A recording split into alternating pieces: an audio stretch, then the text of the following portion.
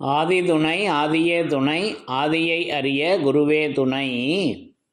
மரளி கைதீண்டா சாலை ஆண்டவர்கள் மெய்மதம் மெய்மன ஞானம் பெற்ற பேர் பெற்ற சாயுட்சிய பதம் பேட்டி காணவரும் இந்த பேறு பெற்றவர் மாறுபட்டிலர் என்று நான்மறை பேசுமே. எல்லோருக்கும் நமஸ்காரம். விரிபுவன வேதமாமறைகளின் அதிகாரண செழுங்கலை கருவூலத்து ஆண்டவர்கள் திருவாயுரை விரிப்பு. இந்த மெய்ப்பாதை வேறு வேதம் ஆசான் திருமேனி. வேதத்தை ஓதினாலே புண்ணியம்.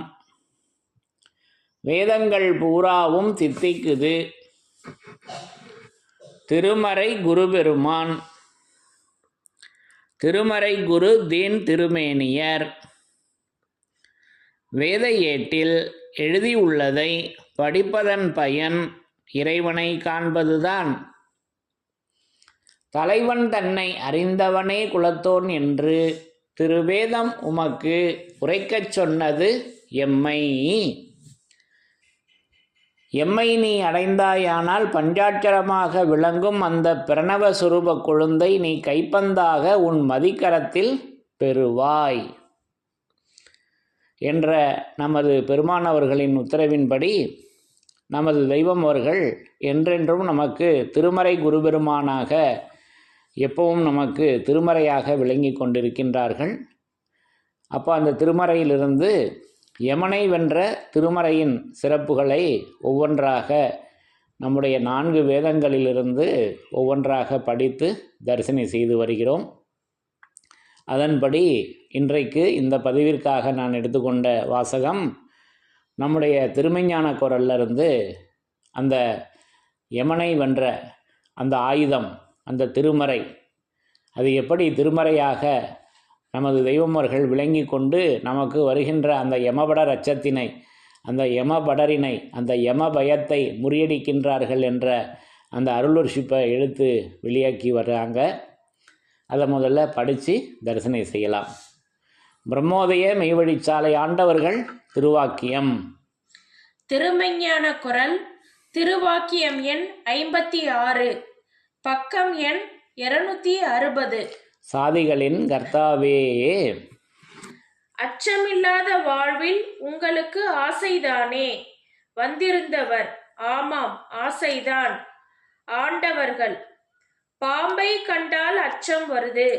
அந்த அச்சத்தை நீக்க தடி கம்பு இருக்கிறது. பசி வந்துவிடும் என்னும் அச்சத்தை நீக்க உணவிருக்கிறது. இப்படியே நமக்கு வரும் பல அச்சங்களையும் போக்க அதற்கு வேண்டிய கருவிகள் இருக்கின்றன. ஆனால் இறுதியில் வருதே யமன் என்ற பேரிடி. அது வந்து மோதுகிற அந்த நேரத்தில் ஏற்படுகின்ற மரண அச்சத்தை நீக்க உன்னிடத்தில் ஒரு ஆயுதம் வேண்டுமே. ஆனால் இறுதியில் வருதே யமன் என்ற பேரிடி. அது வந்து மோதுகின்ற அந்த நேரத்தில் ஏற்படுகின்ற மரண அச்சத்தை நீக்க உன்னிடத்தில் ஒரு ஆயுதம் வேண்டுமே. அதை நீ தேடி வைத்துள்ளாயா? இல்லை. அந்த ஆயுதத்தை உன் கையில் தந்து அந்த மரண ஆபத்திலிருந்து நீக்குகின்ற இடமே இந்த காட்டில் உள்ள எம்முடைய சபை. அந்த ஆயுதத்தை உன் கையில் தந்து அந்த மரண ஆபத்திலிருந்து நீக்குகின்ற இடமே இந்த காட்டில் உள்ள எம்முடைய சபை என்று நமது குலதெய்வம் பிரம்மோதய மெய்வழிச்சாலை ஆண்டவர்கள் திருவாய் மலர்ந்து அருளி உள்ளார்கள். சாதிகளின் கர்த்தாவே. அப்போ இந்த திருவாக்கியத்தில் யமன் என்றால் என்ன, அந்த யமனை வென்ற அந்த ஆயுதம் எப்படி விளங்கி கொண்டிருக்கின்றது என்பதை நமக்கு அந்த அற்புதம் விரிந்த முப்பெரும் சூளாக நமக்கு எடுத்து வழங்கியிருக்காங்க. அப்போது அச்சமில்லாத வாழ்வில் வாழ நமக்கு எல்லோருக்கும் ஆசை தானே, அதை வாழ்வு. அப்போ அந்த வாழ்வை பற்றி நம்ம ஏற்கனவே பேசியிருக்கோம் அல்லவா. இதற்கு முன் படித்ததே அந்த வாழ்வு தான். அந்த வாழ்வு அதை தான் இங்கே மீண்டும் நமக்கு தெய்வம் அவங்க எடுத்து கொடுக்குறாங்க. அச்சமில்லாத வாழ்வில் உங்களுக்கு ஆசைதானே. ஆமா, அந்த வாழ்வுல தானே, அந்த வாழ்வு தானே நமக்கு ஆசை. வந்திருந்தவர் ஆமாம் ஆசைதான். ஆண்டவர்கள் பாம்பை கண்டால் அச்சம் வருது, அந்த அச்சத்தை நீக்க தடி கம்பு இருக்கிறது. பாம்பை கண்டதும் அச்சம் வருது, பயம் வருது. ஏன்னா கடிக்கும், அந்த கடிச்சு விஷம் ஏறுனுச்சுன்னா நம்ம மரணம் வந்துடும், சாவு வந்துடும் அல்லவா? அதற்காக பயப்படுறோம். அப்போ அதுக்கு தடி கம்பு வச்சோம்னா அதை அடித்து பாம்பை கொண்டுடலாம். அந்த அச்சத்தை நீக்குவதற்கு அந்த தடி கம்பு இருக்கு. பசி வந்துவிடும் என்னும் அச்சத்தை நீக்க உணவு இருக்கிறது. அதே போல பசி வருது, பசி வந்ததோ உணவு இருந்ததுன்னாக்கா அந்த பசியை நீக்கிக்கிறதுக்கு வாயுணவு இருக்கு அல்லவா? அந்த உதாரணங்களை எல்லாம் எடுத்து காமிக்கிறாங்க. இப்படியே நமக்கு வரும் பல அச்சங்களையும் போக்க அது அதற்கு வேண்டிய கருவிகள் இருக்கின்றன. இது மாதிரி ஒவ்வொரு அச்சத்துக்கும் வேண்டிய கருவிகள் நமக்கு இறைவன், நமது தெய்வம் அவங்க படைச்சு வச்சிருக்காங்க. மனிதனுக்கு மட்டுமல்ல, விலங்குகளுக்கும், எல்லா படைப்பினங்களுக்கும், யானை முதல் எறும்பு கடை 84,100,000 ஜீவராசிக்கும் இதை வச்சிருக்காங்க. சரியா? ஆனால் இறுதியில் வருதே யமன் என்ற பேரிடி. இறுதியில வருதுங்க அந்த யமன் என்ற பேரிடி. அப்போ அந்த இறுதி, இப்போ இங்கேயும் ஒரு சூட்சுமத்தை வைக்கிறாங்க. இறுதியில் வருதே யமன் என்ற பேரிடி. அப்போ யமன்னா என்னன்னு இங்கே தெய்வம் எண்ணி காமிக்கிறாங்க. பேரிடி, இடி. இப்போ மழை பெய்கிறப்ப இடி இடிக்குது, மின்னல் வெட்டுது. அந்த மின்னலினுடைய சவுண்டு தான் அது நமக்கு பூமிக்கு கேட்குறதுக்கு கொஞ்சம் நேரம் கழித்து தான் அந்த சத்தம் கேட்கும். மின்னல் வெட்டும், அதனுடைய சப்தம்தான் கொஞ்சம் ஒரு 2 செகண்டு இல்லை ஒரு 5 செகண்டு கழித்து தான் நமக்கு அது சவுண்டு கேட்கும், அந்த மின்னல் வெட்டினதனுடைய எஃபெக்டு. அப்போது அந்த சப்தமாக இருக்குது, அந்த ஒளி சப்தம், ஒளி ஒளி ரெண்டுமே இருக்குது, லைட்டும் இருக்குது சவுண்டும் இருக்குது அல்லவா? அப்போது இங்கே அந்த பேர் இடி, அது இடியாக இருக்குது. அப்போது அது அந்த இடி நம்ம நல்லா விளங்கிக்கணும். அது எப்படி இருக்குதுன்றதை இங்கே நமக்கு எடுத்து மின்னி காமிக்கிறாங்க. அப்போது யமன் என்ற பேரிடி, யமன் என்ற பேரிடி அப்படின்னு இங்கே பேசி வர்றாங்க. அதுக்கு முன்னாடி என்ன பேசி வர்றாங்க? ஆனால் இறுதியில் வருதே யமன் என்ற பேரிடி. ஆனால் இறுதியில் வருதே யமன் என்ற பேரிடி. அப்போ இறுதியில் வருதே அப்படின்னதுமே நமக்கு என்ன வருது? பொதுவாக யதார்த்தமாக என்ன நினைக்கிறோம்னா மரண பயம், சாவுடைய நேரம், மரண தருவாயில் அடக்கமாகின்ற நேரம் என்று நினைப்பது ஒரு பொருள். அதில் இன்னொரு சூட்சுமத்தையும் வைக்கிறாங்க, இறுதி என்பது. அதை நமக்கு மகா சங்கல்ப மந்திரம் நமக்கு எடுத்து உரைக்குது. அங்கே சொல்லி வர்றாங்க, மறந்து மறைந்தே போய்விட்ட இறுதி காலமாகிய இது நேரம் நம்மை பரமபத நித்திய மகிழ்ச்சி வாழ்வு வரத்தில் ஏற்றவே சதுர்யுகத்திலும் உண்டான எல்லா சாதி மத வேதங்களும் வந்திருக்க அந்த அகமிய மகா அதிவல்லவ தெய்வீக பிரம்மவித்தை செயலானது மானிடுங்காலமாக மக்கள் புழக்கத்தில் இல்லாது மறந்து மறைந்தே போய்விட்ட இறுதி காலமாகிய இது நேரம். இப்போ இறுதி காலம்னா என்னன்னு சொல்கிறாங்கன்னா, மறந்து மறைந்தே போய்விட்ட இறுதி காலம்.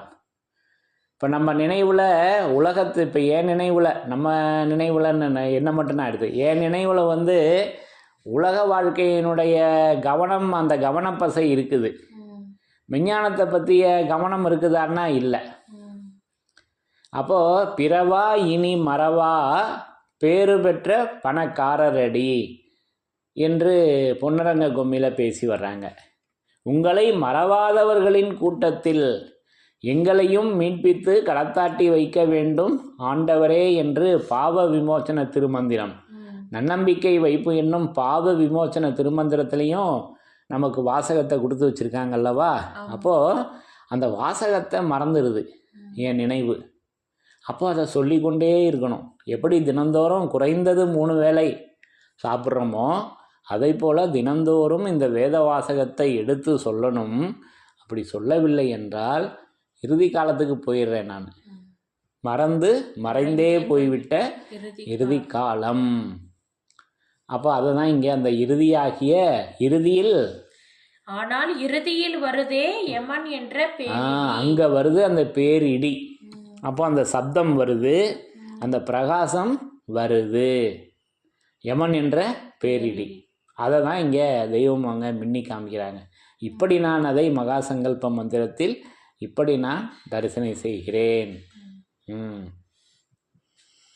ஆனால் இறுதியில் வருதே யமன் என்ற பேரிடி, அது வந்து மோதுகிற அந்த நேரத்தில் ஏற்படுகின்ற மரண அச்சத்தை, அது வந்து மோதுகின்ற அந்த நேரம், அது வந்து மோதுதுங்க.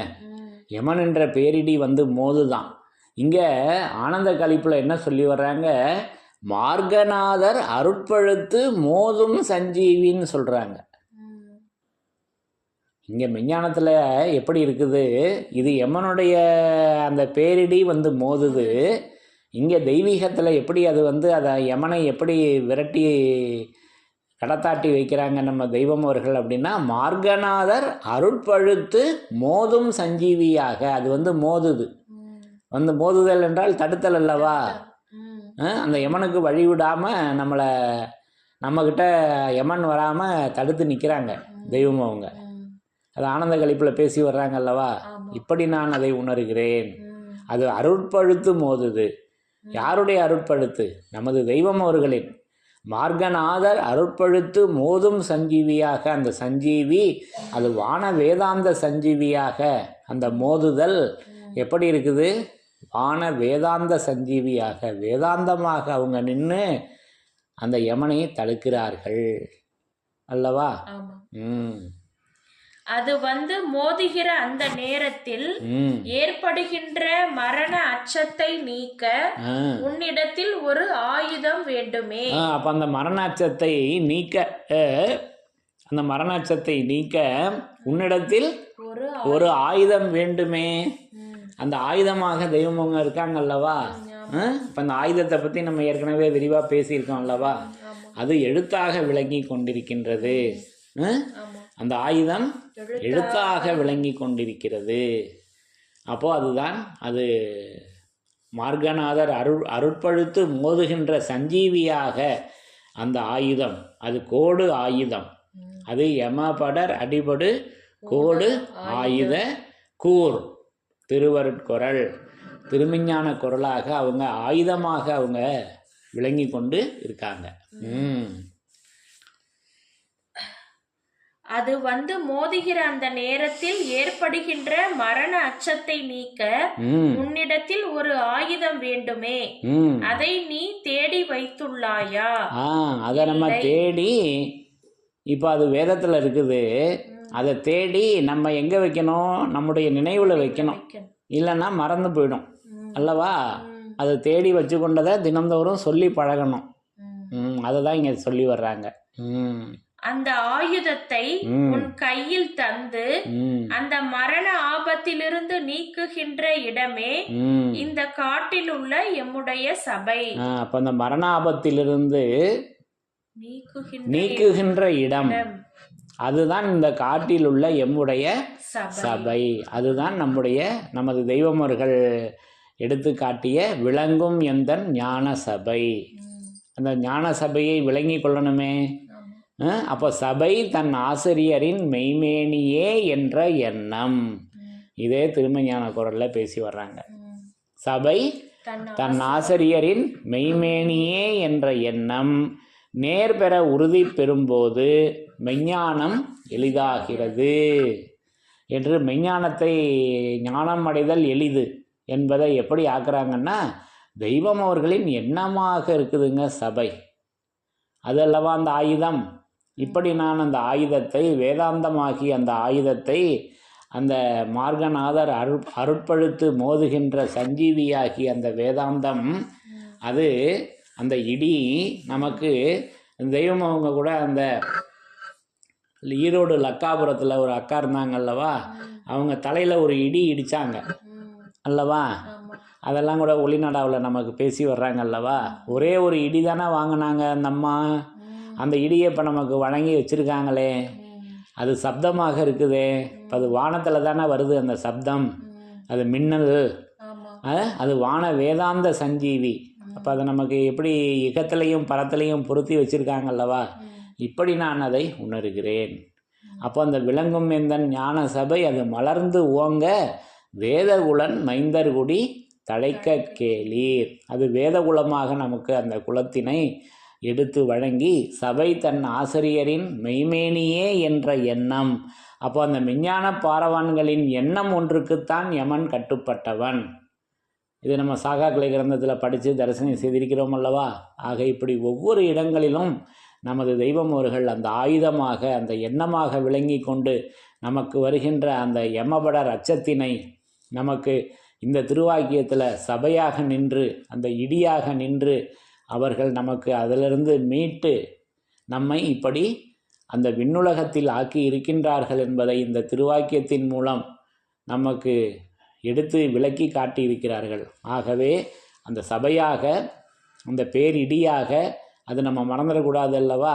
அந்த ஆயுதமாக அது யமன் அஞ்சுகின்ற ஆயுதமாக அல்லவா நமது தெய்வம் அவர்கள் இறக்கிய திருமறை இருக்கிறது என்பதை இந்த திருவாக்கியத்தின் மூலம் நான் விளங்கி கொண்டேன் என்று கூறி யமனை வென்ற திருமறையின் சிறப்புகள் தொடரும். தலைவன் தன்னை அறிந்தவனே குலத்தோன் என்று திருவேதம் உமக்கு உரைக்கச் சொன்னது எம்மை. யமனை வென்ற திருமறையின் சிறப்புகள் தொடரும். எல்லோருக்கும் நமஸ்காரம்.